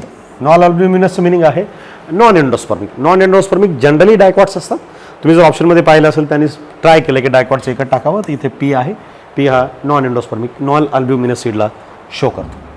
Next, which of the following is the female gametophyte of an angiosperm help in guiding the pollen tube for fertilising the egg. म्हणजे तुम्ही जर embryo sack पाहिली असेल असं embryo सॅकमध्ये, तर embryo सॅकमध्ये तुम्हाला इकडे अँटीपोडल cells पाहायला भेटतील आणि इथे एग आणि 2 सिनर्जिड पाहायला भेटतील. ह्या तिघाला मिळून हा सेंटरला कोण आहे, हा एग आहे आणि हे दोघं सिनर्जिड आहेत. याला एग ॲपरेटस म्हणतात, म्हणजे फिमेल गॅमेटोफाईटचा पार्ट झाला. याच्यामध्ये कोणत्या सेल्स आहेत जे पोलन ट्यूबला फर्टिलाइज करण्यासाठी गाईड करतात. गाईड ते करतात ज्यांच्याकडे फिलिफॉर्म ॲपरेटस असते. फिलिफॉर्म ॲपरेटस असणे ही प्रॉपर्टी सिनर्जिडची आहे. सिनर्जिड गाईड करत असतो पोलन ट्यूबला जायचे कुठे आणि तुमचं काम कुठे. तर आन्सर असलं पाहिजे synergids. Next, if the diploid chromosome number of typical angiosperm, अँजिओस्पर्ममध्ये 2n इज इक्वल टू 36 दिले, डिप्लॉइड म्हणजे 36. आणि what would be the chromosome number in endosperm, म्हणजे तुम्हाला 3n विचारले. त्याच्यावरून तुम्ही n ची व्हॅल्यू काढू शकता. तुम्ही जर दोन्हीकडे घेऊन गेले तर n ची व्हॅल्यू 18 येते आपल्याकडे. n ची व्हॅल्यू मला 3n पाहिजे, तर मी जर 3 × 18 केलं तर 18 त्रिक 54 यायला पाहिजे. तर माझं आन्सर असलं पाहिजे 54.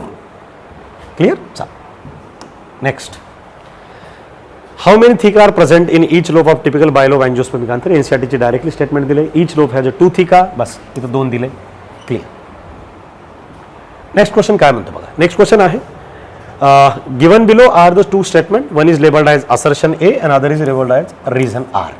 आपल्याला 2 स्टेटमेंट पाहायचे आणि पाहायचे की ते त्याचं करेक्ट एक्सप्लेनेशन आहे की नाही. हे स्टेटमेंट आहेत ग्रेगर जॉन मेंडलचे एक्सपेरिमेंटचे प्रिन्सिपल्स ऑफ इनहेरिटन्समधले. In an experiment Mendel observe that F1 progeny plants are tall, म्हणजे all tall and none are drop. मेंडलचा एक्सपेरिमेंट हा नेहमी ट्रू ब्रीडिंग पॅरेंटपासून चालू व्हायचा आणि पहिली पिढीची F1 जनरेशन आहे इट इज ऑलवेज हायब्रिड.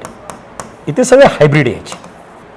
आणि मेंडलचं म्हणणं होतं in a dissimilar pair only 1 express, म्हणजे सगळ्याला सगळे टॉलच यायचे. याच्यामध्ये डॉर्फ असून सुद्धा, म्हणजे डॉर्फचा ट्रेट आहे इथे, फॅक्टर अवेलेबल आहे, पण त्याचा परिणाम दिसला नाही. का नाही दिसला? कारण टॉल जो आहे ह्या डॉमिनंट आहे आणि डॉर्फ जो आहे हा रेसेसिव्ह आहे. म्हणजे तुम्हाला जर कोणी विचारलं की F1 मध्ये सगळे टॉल का येतात, याचं कारण हे आहे की टॉल हा डॉमिनंट ट्रेटला शो करतो, डॉर्फ हा रेसेसिव्ह ट्रेटला शो करतो. आणि मेंडलचं म्हणणं in a dissimilar pair only 1 express and known as dominant. पण याच्यामध्ये पाहिलं तर खाली काय दिले आपण, stem height is a contrasting trait with tall being dominant and dwarf being recessive. हे वाक्य कुठं ना कुठे, हे वाक्य तर बरोबरच आहे असं. रिझन पाहायचं आपल्याला. ह्या रिझनमध्ये मला एकच डाऊट आहे फक्त, तो मी डाऊट आधी सांगतो मग आपण पाहू. बेसिकली काय केलं, stem height is a contrasting trait शब्द लिहिला आहे. स्टेम हाईट हा कॉन्ट्रास्टिंग ट्रेट नाही आहे. स्टेम हाईट हा बेसिकली कॅरेक्टर आहे. टॉल आणि डॉर्फ त्याची ट्रेट असते. तर तुम्ही जर ह्या वाक्याला ह्या नजरने पाहिलं की कॉन्ट्रास्टिंग ट्रेट, मग ट्रेट स्टेम हाईट ट्रेट थोडासा आहे. तुम्ही जर एनसीईआरटीमध्ये जाऊन पाहिलं तर स्टेम हाईट हा कॅरेक्टरच्या कॉलममध्ये लिहिला आहे आणि ट्रेटच्या कॉलममध्ये टॉल अँड डॉर्फ शब्द लिहिलेला आहे. मग प्रश्न येतो की हाईटला आम्ही ट्रेट मानणार आहोत का. इथं वाक्य काय असायला पाहिजे होतं, stem height has contrasting trait. Stem हाईटकडे कॉन्ट्रास्टिंग ट्रेट आहेत, स्टेम हाईट ट्रेट नाही. जर NT जे आहेत त्यांनी जर स्टेम हाईटला कॉन्ट्रास्टिंग ट्रेट, ते जर म्हणले आम्ही स्टेम हाईटला ट्रेट मारत नाही, आम्ही त्याला कॅरेक्टर मानतो आणि याच्यामुळे हे वाक्य चुकीचं आहे, माहीत नाही त्या गोष्टीला किती इम्पॉर्टन्स देतात आणि काही नाही. जर त्यांनी या गोष्टीला इग्नोर केला असेल आणि तर स्टेटमेंट असायला पाहिजे stem height has a contrasting trait, stem height is not a contrasting trait, stem height has a contrasting trait असं असायला पाहिजे. पण इथं इज लिहिलंय, तिथे कॉन्ट्रास्टिंग कॅरेक्टर लिहायला होतं, तिथं ट्रेट लिहिलंय. तुम्ही जर टेबल पाहिला तुम्हाला कळेल स्टेम हाईट हा कॅरेक्टर आहे, हा ट्रेटच्या कॅटेगरीमध्ये बिलॉंग करत नाही. त्या वाक्याला जर तुम्ही इग्नोर केलं, तेवढ्या वाक्याला जर तुम्ही इग्नोर केला असेल या ट्रेट शब्दाला, तर हे याचं करेक्ट एक्सप्लेनेशन आहे. अशा केस तुम्ही तिचे करेक्ट एक्सप्लेनेशन देऊ शकता. पण हे वाक्य जर त्यांनी चुकीचं आहे म्हणलं, का म्हणलं, आम्ही त्याला ट्रेट म्हटलो, हाईट हा ट्रेट नाही, हाईट हा कॅरेक्टर आहे, एवढ्या छोट्या गोष्टीहून जर ते वाक्याला ते चुकीचं म्हणत असताल, मग अशा केसमध्ये तुम्हाला assertion is correct and reason is incorrect अशा काहीतरी प्रकारचं तुम्हाला ऑप्शन चूज करावं लागेल, जे 4th मध्ये तुम्हाला दिसतंय. माझं अजून म्हणणं आहे हे पहिलं द्यावं, कारण कॅरेक्टर आणि ट्रेट एवढ्या छोट्या गोष्टीहून ते ह्या गोष्टीला काही करतील असं वाटत नाही आहे. जर त्यांनी तेवढं सिरियस घेतलं असेल मग ते रिझन इनकरेक्ट देणार, तेवढं जर त्यांनी नाही पाहिलं मग ते रिझल्ट करेक्ट देणार आणि याचं करेक्ट एक्सप्लेनेशन म्हणून सांगणार. क्लिअर. सध्या मी याचा आन्सर सेकंड देतोय, करेक्ट एक्सप्लेनेशन, कारण मी त्याला कॉन्ट्रास्टिंग कॅरेक्टर वाचून चाललेलो आहे, पण तिथं ट्रेट लिहिलं एवढं लक्षात ठेवायचं. Next, for a person with blood group O, which of the following is not a possible combinations of parents. एखाद्या माणसाचा ब्लड ग्रुप O असेल, त्याचे जे आई वडील आहेत त्या आई वडिलाचा कोणता जिनोटाईप पॉसिबल नाही असं त्यांचं म्हणणं आहे. जर O ब्लड ग्रुप असेल तर त्याच्याकडे I0 असायलाच पाहिजे, आईलाच पाहिजे. I0 म्हणजे स्मॉल याच्याकडे असलं पाहिजे. याच्याकडे वडिलाकडे एक I0 आणि आईकडे एक I0 मिनिमम असलं पाहिजे. इथे पहा, फादरकडे IA आणि IB आहेत. ज्यांच्या वडिलांचा ब्लड ग्रुप AB आहे त्यांच्या मुलाचा ब्लड ग्रुप कधीही O येणे शक्य नाही. ही एकच कॉम्बिनेशन आई वडिलांचं असं ज्यांच्या मुलांचा O ब्लड ग्रुप शक्य नाही. बाकी तिन्ही केसमध्ये त्यांच्या मुलांचा ओ ब्लड ग्रुप बनू शकतो. नेक्स्ट 2 स्टेटमेंट दिलीत आपल्याला. PIVचा क्वेश्चन आहे, down syndrome is caused by the absence of one of the x chromosome. नाही, डाऊन सिंड्रोम जर तुम्ही पाहता असाल ही 21st ट्रायसोमी आहे. काय आहे? 21st ट्रायसोमी म्हणजे 21व्या जागी 3 क्रोमोझोम पाहायला भेटतात. 21व्या जागी बेसिकली ऑटोझोमल कंडिशन आहे है ना. डाऊन सिंड्रोम ही ऑटोझोमल कंडिशन आहे. तर हे वाक्य एकदम चुकीचं आहे. दुसरं, Turner syndrome is characterised by presence of additional copy of chromosome. हे चुकीचं आहे. टर्नर सिंड्रोम म्हणजे X0 असतो. टर्नर सिंड्रोमकडे क्रोमोझोम नंबर हा 45 आहे, म्हणजे एक क्रोमोझोम कमी असतो, बेसिकली ॲडिशनल नसतो. इथे ॲडिशनल लिहिलंय, हा कमी असतो. दोन्ही वाक्य चुकीचे आहेत. आपण लिहिले बोथ स्टेटमेंट 1 आणि स्टेटमेंट 2 इज इनकरेक्ट. दोन्ही वाक्य चुकीचे आहेत. Next, which of the following statement about the lac of operon is correct. काय करेक्ट आहे म्हणले? Galactose act as a inducer. नाही, लॅक्टोज ॲक्ट ॲज इंड्युसर.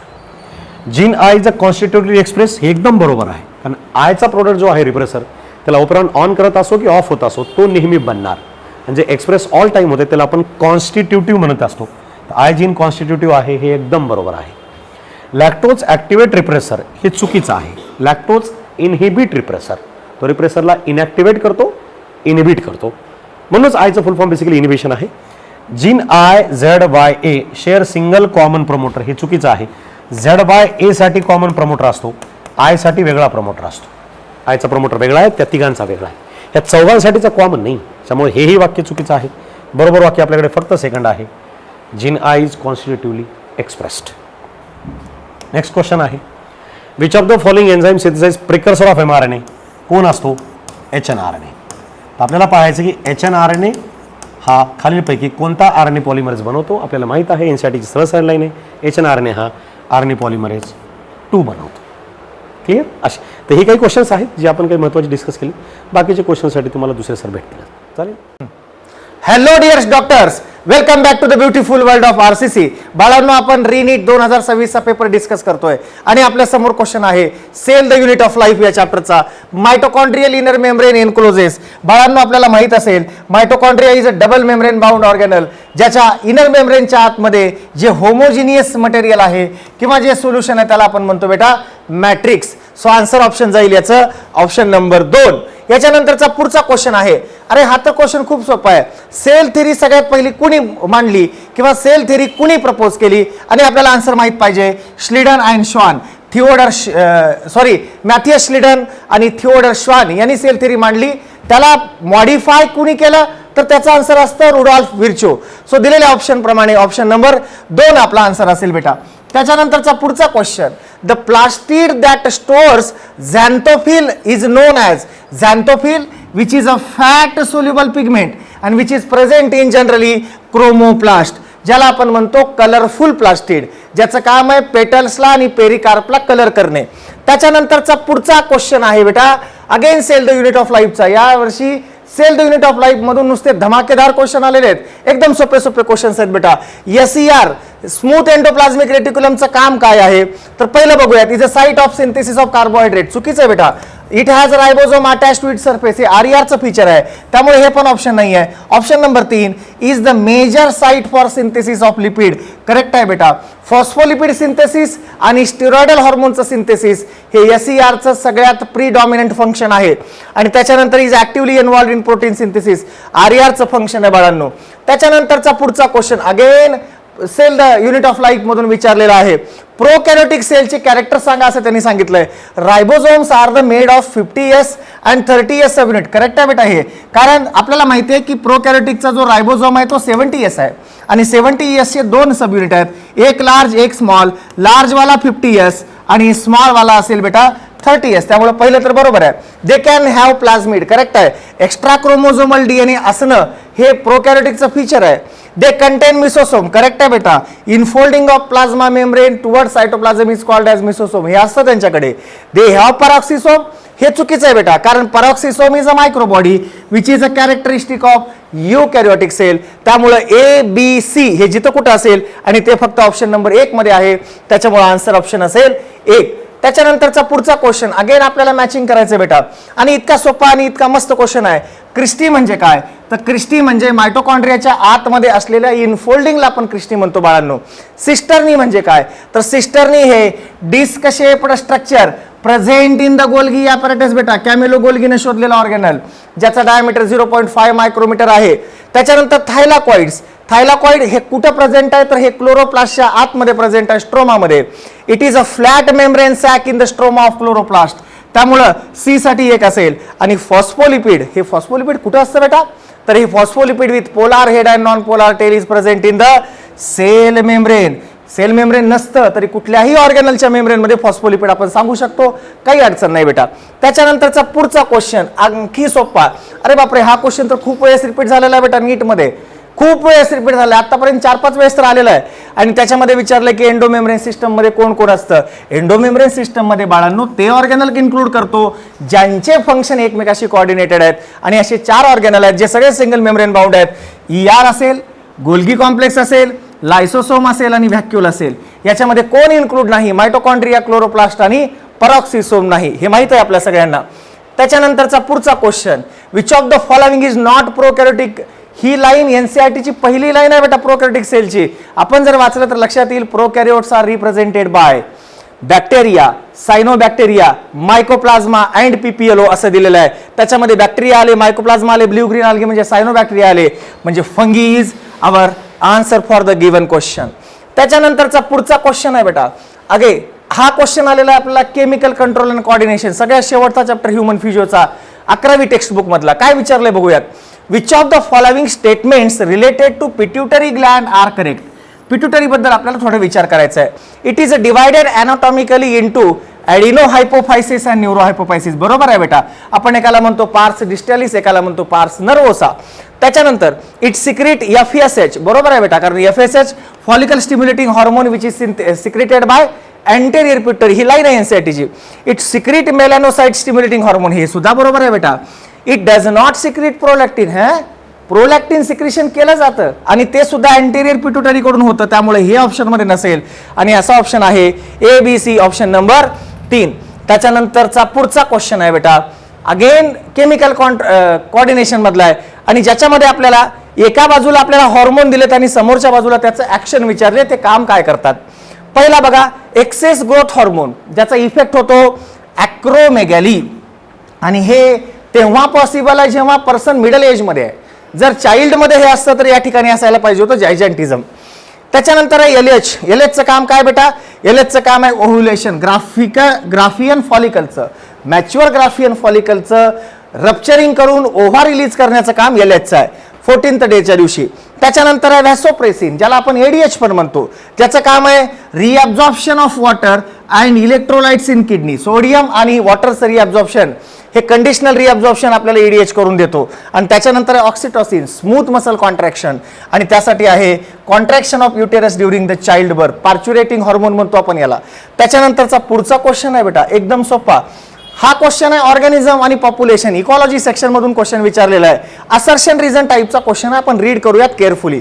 बघा काय सांगितलंय, Abingdon tortoise in Galapagos island become extinct. बरं, within a decade after goats were introduced. त्यांचं म्हणणं असं आहे की ह्या जे गॅलापॅगोस आयलँड आहे इथे अबिंगडन टॉर्टाइज नावाचा एक हर्बिओर आधीपासून राहायचा, आणि इथे ज्या वेळेला गोट ऍड केले गेले तर हा अबिंगडन टॉर्टाइज काही कालांतरानं म्हणजे एका डिकेडमध्ये, एका दशकामध्ये इथून काय झाला, पूर्णपणे एक्सटिंक्ट झाला. असं का झालं असेल, असं यामुळं पॉसिबल आहे कारण अबिंगडन टॉर्टाइजला जे फूड पाहिजे होतं किंवा जे फूड तो खायचा त्याच्यामध्ये हिस्सा पडला ना.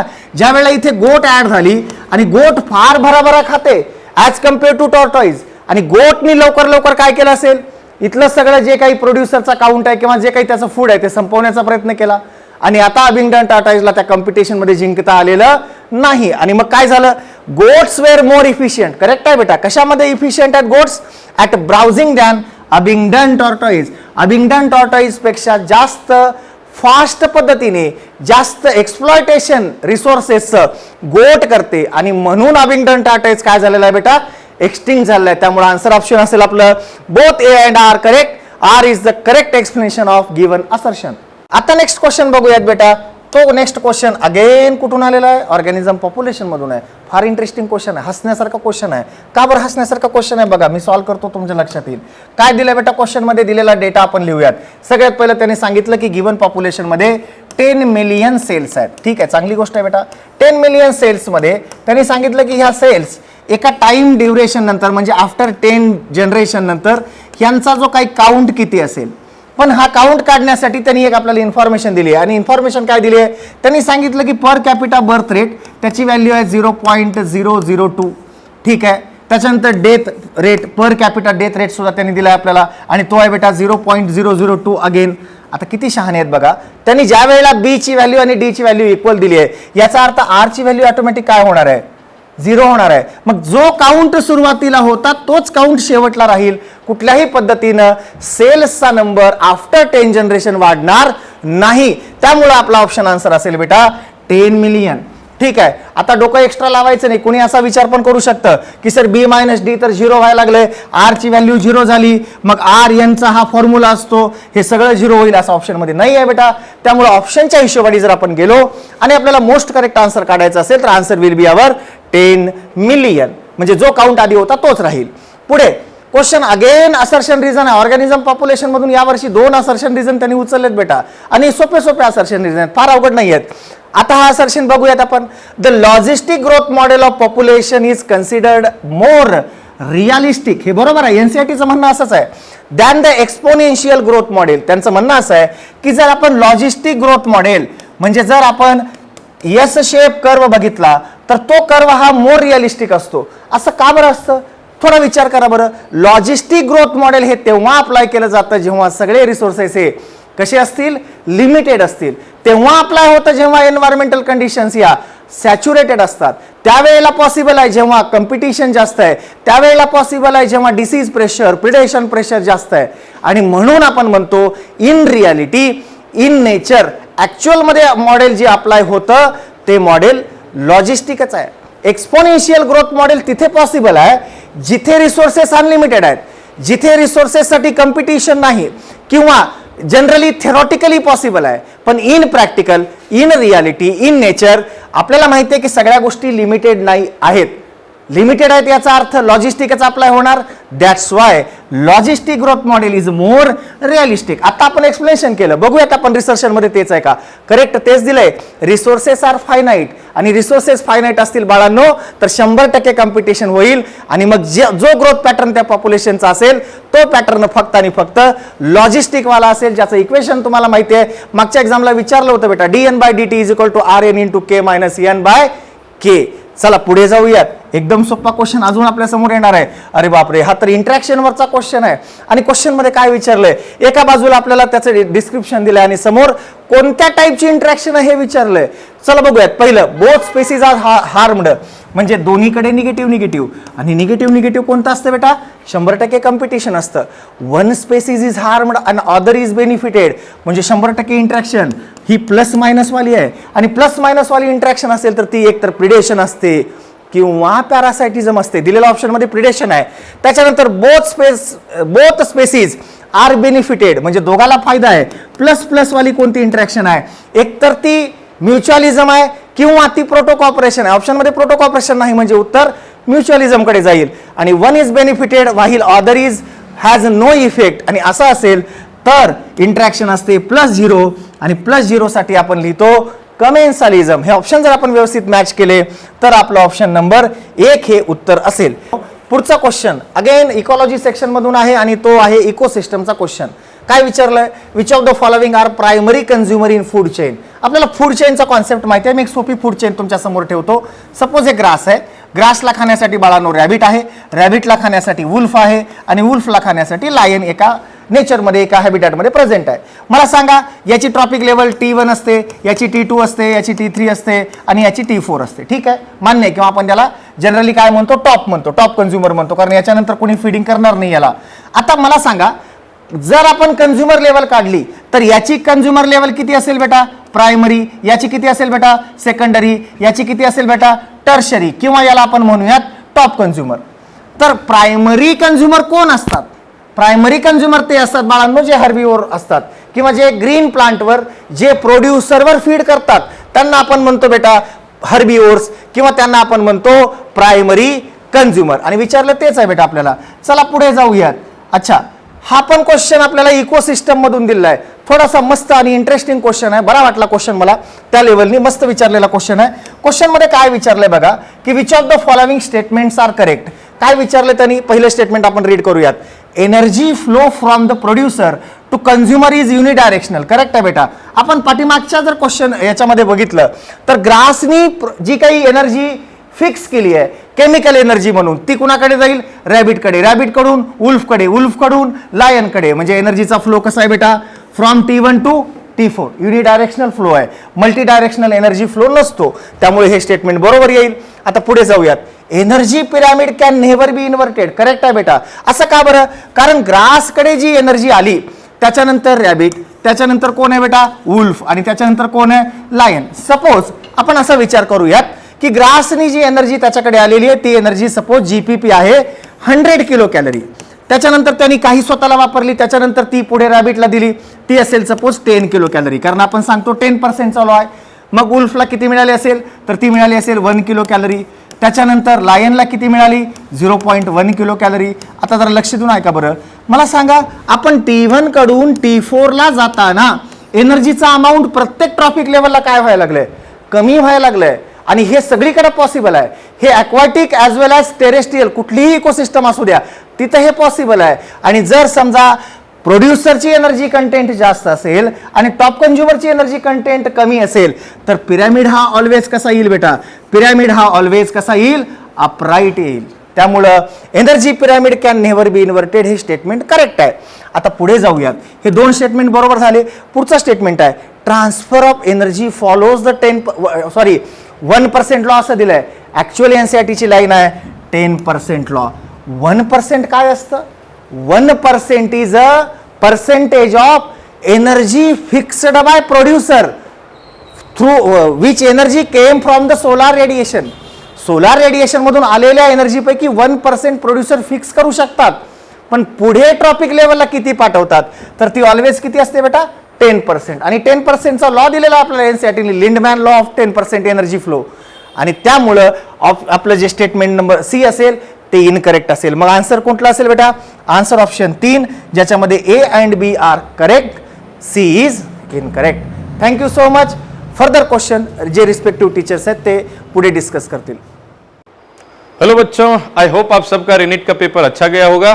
तो एक बार देखते हैं कि जो अपने चैप्टर्स हैं उसमें से क्या क्या सवाल आए बेटा. तो एकदम सिंपल क्वेश्चंस दिख रहा है. स्ट्रक्चरल ऑर्गेनाइजेशन चैप्टर से लगातार 3 बार से फ्रॉग के ऊपर क्वेश्चंस आ रहे हैं, आप देख रहे हैं. तो क्वेश्चन दिया हुआ है कि इन वाटर रेस्पिरेशन के लिए फ्रॉग क्या यूज करता है. ठीक है बेटा, तो आपको याद होगा कि हर जगह पे चाहे वाटर पे हो, लैंड में हो या फिर वो हाइबरनेशन एस्टिवेशन में स्किन का यूज हर जगह पे करता है. तो स्किन के थ्रू ऑक्सीजन का डिफ्यूजन होता है. दूसरा सवाल क्या है, एकदम सिंपल था. दूसरा भी स्ट्रक्चरल से ही क्वेश्चन है. In frog the number of pair of cranial nerve. बेटा याद करो कि ह्यूमन में 12 पेयर ऑफ क्रेनियल नर्व होता है और फ्रॉग में कितना होता है, 10 पेयर, जो ब्रेन से अराइज होता है. ठीक है, तो 10 पेयर ऑफ क्रेनियल नर्व. तो एकदम सिंपल सवाल. नेक्स्ट क्वेश्चन देखते हैं. मैच द कॉलम है बेटा. तो देखो ये लिया गया है बायोमोलिक्यूल से. ठीक है, एक टेबल हमको दिया हुआ है बायोमोलिक्यूल में. तो स्टार्च, आप ही बताओ कि स्टार्च क्या है, स्टोरेज वाला कार्बोहाइड्रेट है ना. प्लांट क्या स्टोर करता है, starch as a source of energy. तो ए का 2 आना चाहिए बेटा. देखो ए का 2 यहां भी है और यहां भी है. दूसरा देखो एंटीबॉडी क्या करता है, इन्फेक्शन से आपको बचाता है, मतलब पैथोजन से फाइट करता है. तो इसका मतलब बी का 1 आना चाहिए बेटा. फिर देखो कॉनकेवेलिन, इसी चैप्टर में सेकेंडरी मेटाबोलाइट में जो टेबल दिया है उस टेबल में देखो सेकेंडरी मेटाबोलाइट में कॉनकेवेलिन लेक्टिन है, तो सी का हो गया 4. और ऐसा हमको एक ही जगह पे दिख रहा है बेटा, थर्ड ऑप्शन में. ठीक है, और ग्लूट4 आपको याद ही होगा कि ग्लूकोज के ट्रांसपोर्ट में हेल्प करता है. तो थर्ड ऑप्शन राइट. नेक्स्ट सवाल देखते हैं. ये भी बायोमोलिक्यूल से ही दिख रहा है. जो टेबल 9.1 दिया हुआ है बेटा, जिस वैल्यू जो उसमें दे रखे हैं अर्थ क्रस्ट में और ह्यूमन की बॉडी में, वहां से तो arrange the following elements in descending order. आप बताओ डिसेंडिंग ऑर्डर मतलब घटते क्रम में, है ना. जो सबसे ज्यादा है वो पहले लेने का, फिर उससे कम, उससे कम, उससे कम, ऐसे आपको अरेंज करना है.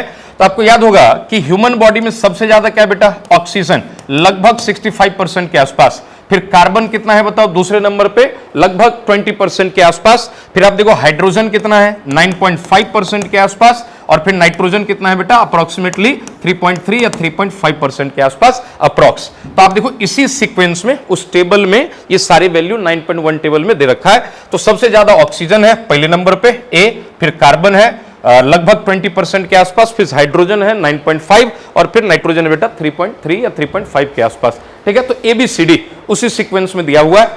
नेक्स्ट क्वेश्चन, ये देखो बेटा सेल डिवीजन से लिया गया है। तो chromosomes are fully condensed at the end of prophase 1। अगर आपने एनसीईआरटी पढ़ा है तो जो प्रोफेज 1 में डायकाइनेसिस है बेटा, लास्ट वाला जो स्टेज है, लास्ट वाला जो पैराग्राफ है, तो डायकाइनेसिस में आप देखना as it is line NCERT में लिखा हुआ है कि chromosomes are fully condensed at end of prophase 1। तो एनसीईआरटी का लाइन है, करेक्ट स्टेटमेंट है।